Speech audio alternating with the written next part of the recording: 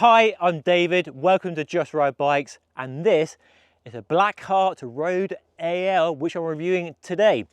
And it's a really cool looking bike, isn't it? I think it looks fantastic. And it's a brand you may not have heard of. They're based out of LA, been going a handful of years with a small range of road, gravel and all-road bikes made from two materials, titanium and aluminium. I reviewed the Road Ty a few years ago, linked that review above in case you missed it. And this is the same bike, but made from aluminium. And it is, hand on heart, the most surprising bike I've ridden this year. I say surprising because it's made from aluminium. Itself not surprising at all, but the way the bike rides blew my mind because it blows all preconceptions, all myths around the frame material out the window. The big revelation for riding a bike is how smooth the ride quality is. I'm just blown away because even the best aluminium bikes I've tried over the years don't exhibit the same smoothness that Blackheart does. And the ride quality is definitely on a par with a carbon fibre bike. Doesn't have that usual harshness and hard edge of an aluminium bike. They have got better and better over the years. The old days of them being a jarring ride on anything but glass smooth tarmac, just not true anymore. But you always knew, you always had that reminder you were on an alloy bike. But here, not so. This bike has a smoothness that blew my mind. It's uncanny just how smooth this bike is, and blindfolded, you think you're riding a carbon fibre bike. So yeah, loads to talk about in the ride section of today's review in a few minutes time. But first, let's back up a bit because most mid to high-end bikes these days are made from carbon fibre, plastic, fantastic. What the pros ride and what most cycling enthusiasts want to ride as well. But there are other frame materials to choose. Titanium and steel being two very popular options indeed. And sadly, aluminium is mostly reserved for entry-level cheap bikes. But over the years, we have seen some iconic aluminium bikes. The CAD series from Candel, for example, the Specialized Alley, and a few smaller brands more recently have really sought to elevate the material to a higher level. Mason, Standard, and a few others. And now, of course, Blackheart with a Road AL. And they've one very obvious reason to choose aluminium, and that's the price, which is much lower than carbon fibre because the frames are cheaper to make. And that means great value for money, which in the world we live in now with high prices for everything, then a lower price frame is no bad thing. It means you can get a lower price bike overall or spend more money on the components and the wheels rather than the frame consuming a big part of the budget when buying a new bike. So let's talk money, and the frame set on its own with the NV fork and their own carbon fibre handlebar and stem will set you back $2,000 or just over 1,500 euros if you're watching in Europe. They're available now through a German retailer, so you can buy them online anywhere in Europe, and that's kind of cool. And that compares well with other small brands also doing aluminium road bikes like the Standard and the new Mason Definition as well.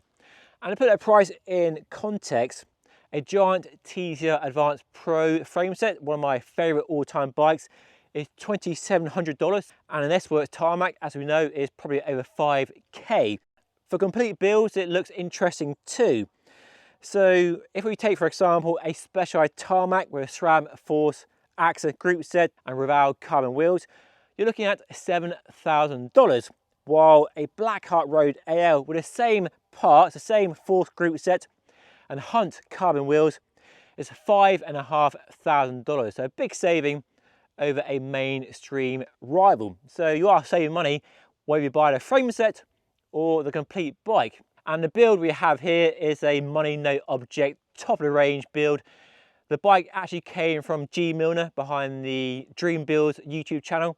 So check out his channel for a full build on the bike, and I've been riding it for the last few weeks. So yeah, when it comes to money, aluminium is cheaper than carbon fibre, whether buying a frame set or the complete bike. So a few years ago, I rode the titanium version of the bike. Link to our review above in case you missed it.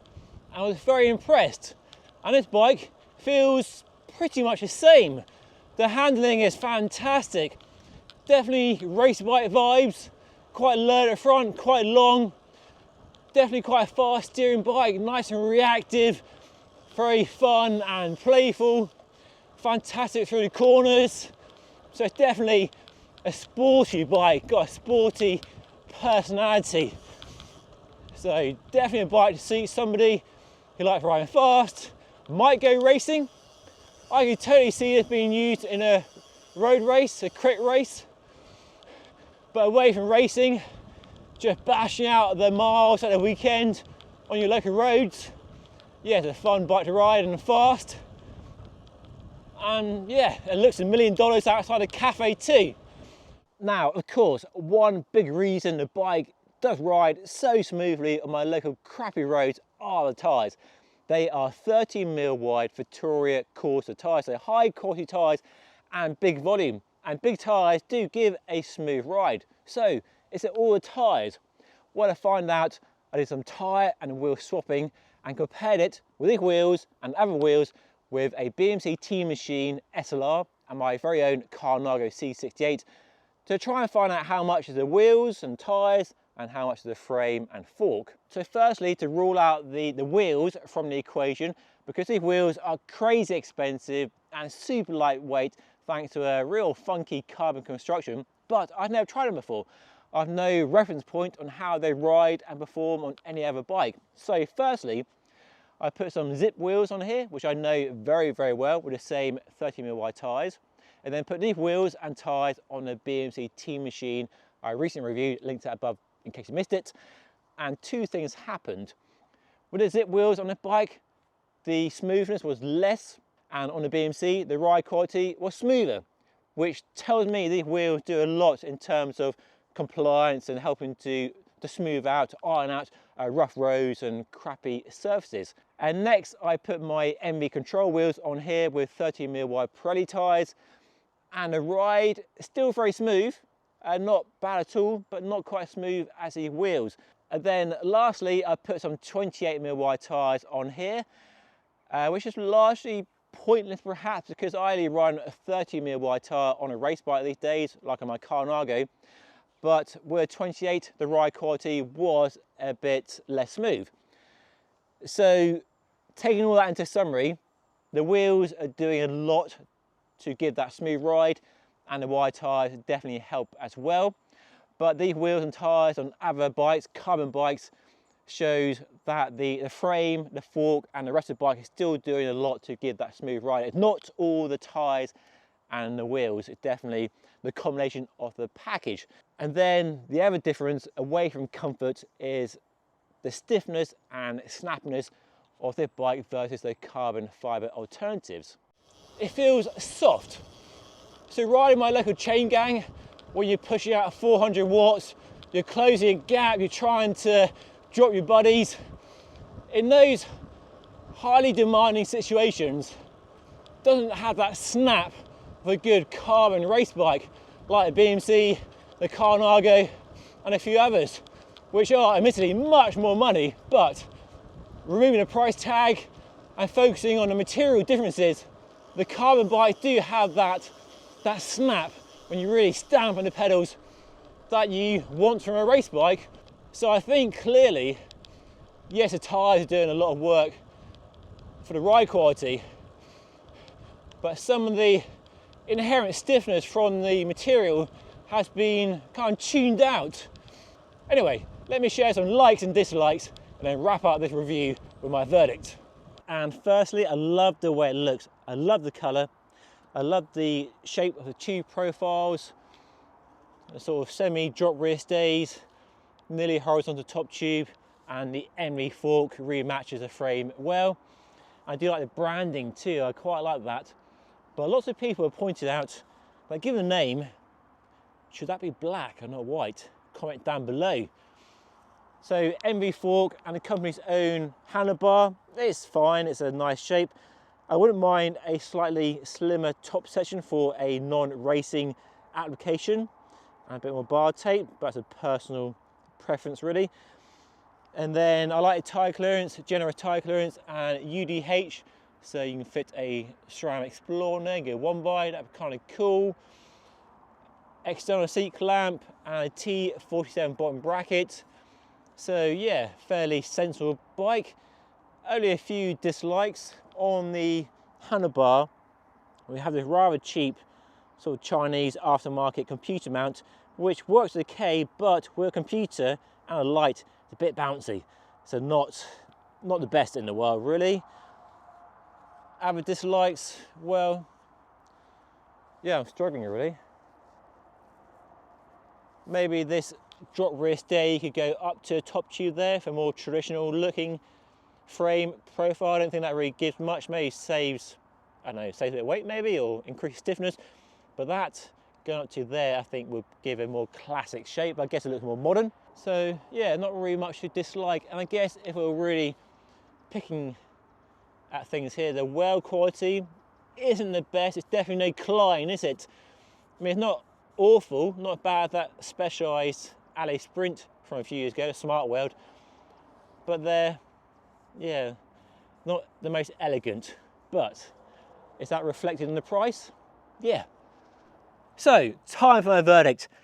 And who is a Blackheart Road AL for? Well, I think if you don't want another cookie cutter carbon fibre road bike, you want better value money and a lower price bike or frame set overall, and you want more potential colour customization, then I think the Blackheart Road AL is definitely worth considering. The way the bike rides has just blown my mind. The smoothness and suppleness on rough roads is really, really quite special. Even with regular wheels and smaller tyres, it still rides extremely smoothly. And while aluminium has often been the choice for the privateer racer, a crit racer, rather than crashing your carbon fibre road bike, and you could totally race this bike, for me it doesn't have that snap, that explosiveness of a carbon fibre race bike.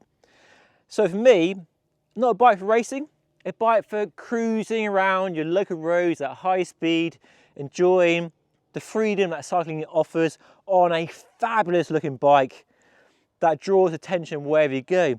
It's the best looking bike I've had on review, and one that really does have a lot going for it. And a bike I'd happily recommend. And as I mentioned earlier, a bike I'd happily own. If I had endless money and loads of space for more bikes, I'd happily keep it. It's a very nice bike. So there we go, my review of the Blackheart Road AL. A very surprising bike indeed. I'll put a link to their website down below in case you want to find out some more. And you can see a review of the road tie version of this bike by watching that video right there. But that is all for today. Thank you so much for watching. I'll see you again very soon.